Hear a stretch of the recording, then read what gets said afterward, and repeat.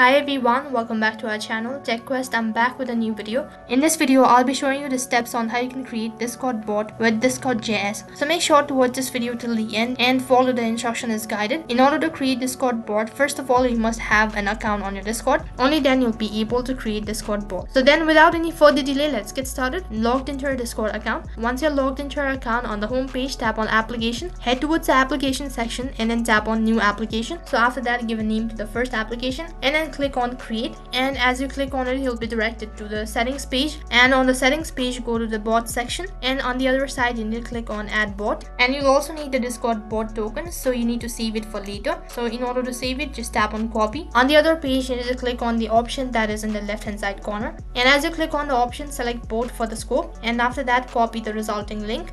After that, follow the copied link and authorize the bot on your server, and after that the bot should appear among the member of your server in Discord. So that is how you can create Discord bot with Discord.js. That is all for this video. I hope the video was helpful. Make sure to like, share and subscribe to our channel. Thank you for watching.